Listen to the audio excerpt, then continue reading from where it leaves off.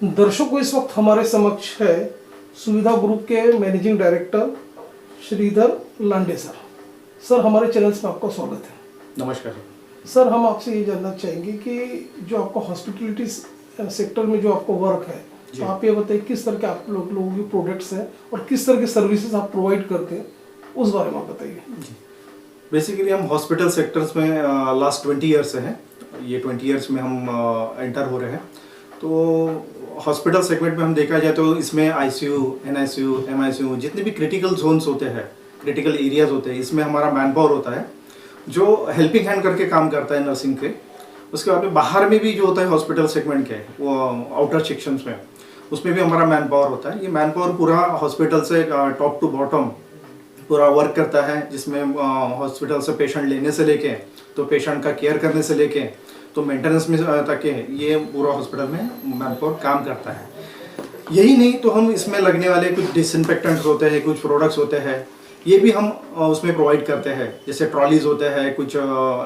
Hi tech machines होती है, instruments होते हैं, ये भी हम उन्हें देते हैं, जिससे कि पूरा हॉस्पिटल मेंटेन होता है, इमरजेंसी सर्विस व्यवस्थित मिलती है, पेशेंट को अच्छा केयर मिलता है और हॉस्पिटल में पूरे हाइजीन एंड केयर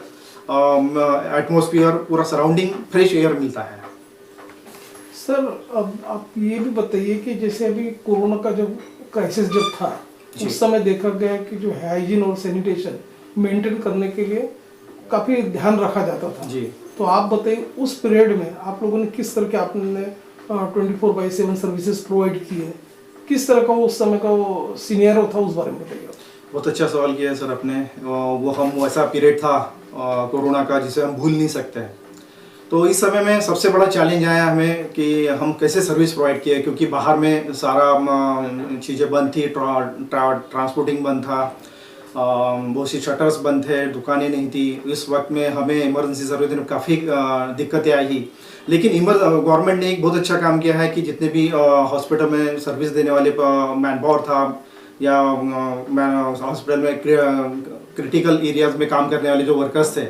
उनके लिए एक छूट दी रखी थी। उसमें हम भी आते थे, तो हम भी, मैं काफ़ी जगह में खुद की गाड़ी लेके बहुत सी जगह पे अपना मैन पावर पहुँचाने का काम किया हूँ, जिससे मैं मैन पावर आ नहीं सकता था, पेशेंट को आदमी नहीं मिलते थे हैंडल करने के लिए, बहुत से लोग त्रस्त हो गए थे। तो उस समय में हर हॉस्पिटल्स में जाके हमने मैन पावर को प्रोवाइड किया, इमरजेंसी प्रोवाइड की, और मानवता के नाते भी हमने ये सर्विसेज पूरी कोशिश की कि ज़्यादा से ज़्यादा हॉस्पिटल्स में हम, नागपुर की जितनी भी हॉस्पिटल्स है उसको हम प्रोवाइड करें।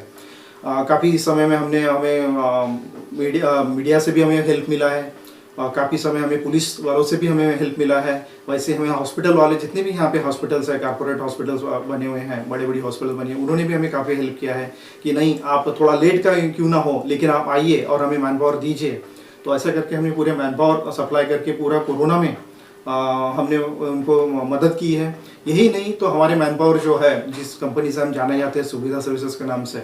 तो हमने पूरे एरिया में तक के हमने सैनिटेशन के काम किए हुए हैं, पुलिस स्टेशंस में सैनिटेशन के काम के, गवर्नमेंट के जितने ऑफिसेस है वहाँ तक के हमने पूरे सैनिटेशन के काम करके दिए हुए हैं, और क्लीननेस और हाइजीन मेंटेन करने की पूरी कोशिश की है मानवता के नाते। सैनिटेशन और हाइजीन की जब बात करते हैं तो सुविधा सर्विसेज का नाम पूरे शहरवासियों को पता है, इवन पूरे हॉस्पिटलिटी सेक्टर्स में, हॉस्पिटल्स में, सेगमेंट में आप लोगों का नाम काफ़ी जाना जाता है। तो आप ये बताइए कि ये सारी चीज़ें जब आप करते हैं, under one roof services provide करते हैं बड़े बड़े हॉस्पिटल्स को, किस तरह के चैलेंजेस आपको आते हैं और उसे कैसा आप पार करते हैं, उस बारे में बताइए। जी, इसमें कैसा था, हॉस्पिटल सेगमेंट में ये सब सर्विसेज प्रोवाइड करना तो बहुत चैलेंजिंग होता है। सबसे इम्पोर्टेंट पार्ट होता है कि टाइम लिमिट, क्योंकि इमरजेंसी सर्विस होने की वजह से आपको तुरंत वो समय पे सर्विस मिलना ज़रूरी होता है। मान लीजिए कि एक हॉस्पिटल्स में हम खड़े हैं और इमरजेंसी में कोई पेशेंट आ जाता है और उसको समय पे अगर ट्रीटमेंट ना मिले तो कुछ भी हो सकता है उसके साथ में, उसकी जान जा सकती है या वो और क्रिटिकल, उसकी तबीयत ख़राब हो सकती है। ऐसे इसमें हम हमारे मैन पावर्स को सारी फैसिलिटीज़ प्रोवाइड करते हैं, पिकअप ड्रॉप तक के हम उन्हें देते हैं, उनका पीएफ, उनका ईएसआईसी, उनके वेलफेयर फंड्स, उनको लगने वाली सुरक्षा के लिए जो भी मानक है हम पूरे प्रोवाइड करते हैं, और उन्हें पूरी उनका हेल्थ चेकअप करते हैं। इस वजह से ऐसा होता है कि हमें मैन पावर बराबर प्रॉपरली मिलता है, वो प्रॉपरली आता है, क्योंकि हम उसका अगर केयर करेंगे तो वो पेशेंट की केयर अच्छा करेगा। एक जो लीडर, एक टीम का लीडर होने के नाते मैं हमेशा कोशिश करता हूँ कि उन्हें अच्छी से अच्छी फैसिलिटी मिले और वो अच्छी से अच्छी फैसिलिटी उनको मिल के वो जब काम पे आए तो रिलैक्स रहे, अपने घर का टेंशन ना रहे। तो उस वजह से ये लोग बराबर टाइम पे आते हैं, टाइम पे बराबर सर्विस देते हैं और एकदम आनंदी इस भाव में आके आनंदी है और सुखी है। शहर और इधर के दर्शक सुविधा ग्रुप के एमडी श्रीधर लांडे सर को लाइव देख रहे हैं। इवन सर आपका फ़ोन नंबर और एड्रेसेस हमारे स्क्रीन पर फ्लैश हो रहा है, उसे देख के हमारे जो हॉस्पिटल्स में जो हमारे जो व्यूवर्स हैं जो डायरेक्ट देखते हैं तो वे भी आपके नंबर देख के आपसे कभी भी कांटेक्ट कर सकते हैं। तो सर चलते चलते हमारे दर्शकों को आप ये भी बताइए कि जो सुविधा एंटरप्राइजेस जो है आपका सुविधा सर्विसेज जो है, तो इसमें चैलेंजेस के बारे में तो आपने वैसे भी बता दिया, तो आप ये बताइए कि ज़्यादा से ज़्यादा लोगों ने इसका बेनिफिट उठाना चाहिए और भी हॉस्पिटल्स ने, तो इसमें और आपने क्या हाईटेक किया हुआ है, किस तरह का और उसको सुविधाजनक लोगों के लिए और बना रहे, और क्या आगे चल के आपका एक्सपेंशन प्लान है उस बारे में बताइए आपको। बिल्कुल सर। सर अगर अपन बात करने जाते कि बिल्कुल बराबर है कि हम एक सामाजिक दायित्व भी निभा रहे हैं, बिजनेस ज़रूर कर रहे हैं, उसमें हम एम्प्लॉयमेंट भी जनरेट कर रहे हैं। तो एम्प्लॉयमेंट जनरेट करके उनको जो हमारा मेन फोकस है एम्प्लॉय जो वर्कर्स है, इसके ऊपर हम जो फोकस करें, उनके डेवलपमेंट पे फोकस कर रहे हैं, उनको ज़्यादा से ज़्यादा सुविधा क्या दी जा सकती है उस पर डेवलपमेंट कर रहे हैं, ताकि इन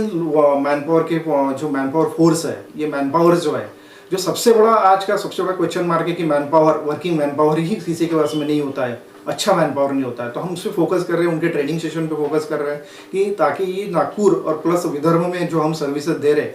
इन जितने भी हॉस्पिटल्स है इनको अच्छे से अच्छे मैनपावर, कुशल कामगार और एक